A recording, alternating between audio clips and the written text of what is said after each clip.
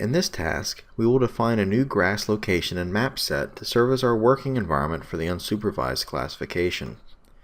First, let's briefly review a few storage concepts.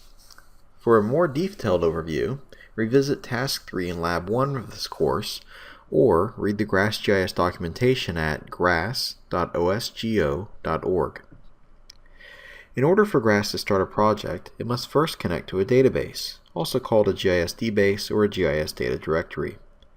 The database is simply a folder on your computer that has a special subdirectory structure. Once Grass connects to a database, it then needs to access a location.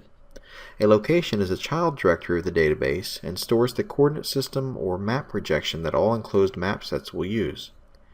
A map set is a child directory of a location that represents a geographical subset of its parent's location. Map sets contain geographic data in their directories. There are two types of map sets, permanent and owner. So let's create the location and map set. So I'm going to open up the GrassGIS 6.4.4 GUI.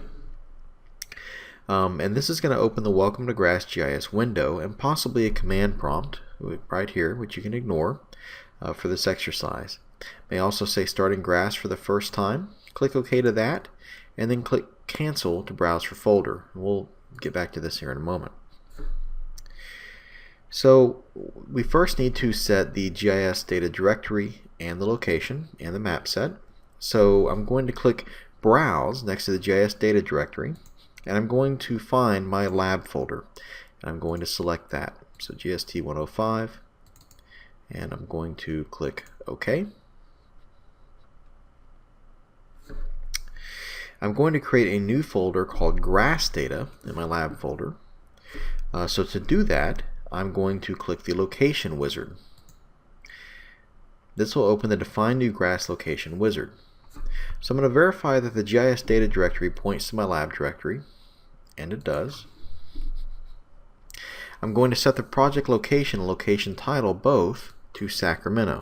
So Sacramento and Sacramento. I'm going to click Next.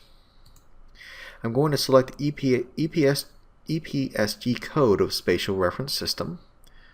There we go, since I happen to know it. I'm going to click Next. And then I'm going to, in the search, click 3309 and press Enter. And that selects NAD 27 California Albers, which is what I want. So I'm going to click Next. And now I need to select the Datum Transformation. So I'm going to choose one used in the whole NAD 27 region as the Datum Transformation and click OK.